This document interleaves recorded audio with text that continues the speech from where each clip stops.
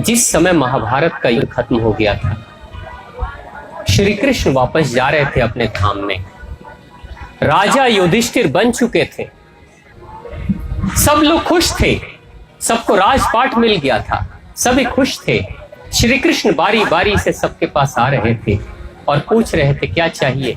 द्रौपदी के पास भी गए, अर्जुन के पास गए, भीम के पास गए, नकुल सहदेव के पास, युधिष्ठिर के पास, सबके पास गए और सबने कुछ न कुछ मांगा। लेकिन जब माता कुंती के पास जब जाते हैं भगवान श्री कृष्ण, तो भगवान श्री कृष्ण ने हाथ जोड़कर कहा था, बुआ आपको क्या चाहिए, अब मैं जा रहा हूं। माता कुंती ने पता है क्या मांगा था?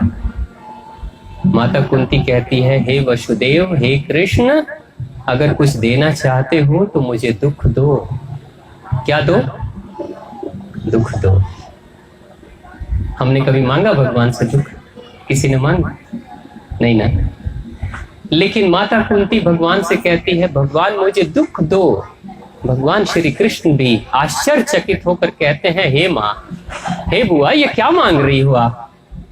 लोग मुझसे खुशी मांगते हैं, राजपाट मांगते हैं, दुखों से समाप्ति मांगते हैं, लेकिन आप क्या कह रही हो? आप मुझे कह रही हो कि दुख दो। ये कैसे मैं दे सकता हूं? ऐसा क्यों मांग रही हो? अपशगुन है ये, दुख मांगना यानी अपशगुन है। देवी कुंती कहती है, हे वसुदेव, हे कृष्ण, राजपाट मिल गया तो तुम छोड़कर जा रहे हो।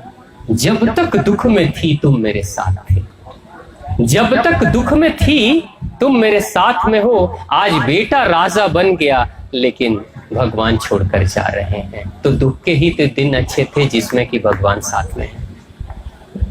राजपाट मिला तो भगवान ने छोड़ दिया, राजपाट नहीं था तो भगवान साथ में थे, यानी कि वही दिन तो अच्छे हैं जिसमें भगवान साथ में हो। यही है महिमा। भगवान क्या कहते हैं कि एक भक्त जो सच्चा भक्त होता है वो भगवान से क्या मांगेगा? भगवान से कोई भी वस्तु। यहां माता कुंती भगवान से दुख नहीं मांग रही। माता कुंती कह रही, हे वसुदेव, अगर दुख से तुम मेरे साथ रह सकते हो तो दुख दे दो, लेकिन राजपाट के कारण से अगर छोड़कर जा रहे हो तो नहीं चाहिए राजपाट, लेकिन तुम चाहिए, किसी भी हालत में तुम मुझे चाहिए।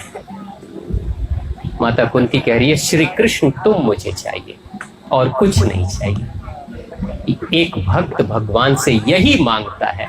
हम भी जब आए जलपा वाली माता के पास तो आकर कहें, माँ बस आप मिल गए, आप मिल जाओ, आप मेरे साथ रहो, बस इससे ज्यादा कुछ नहीं चाहिए।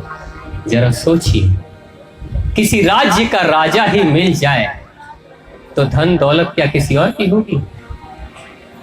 आप लोग जब जन्म लिए थे अपने घर में, अपने माता पिता के घर में जब आप लोग जन्म लिए थे, तो क्या आपने कोई एग्रीमेंट बनवाया था? अपने माताजी बाबूजी को सपने में आकर बोला था कि सुनो, जो धन दौलत है वो लिखोगे ना मेरे नाम से?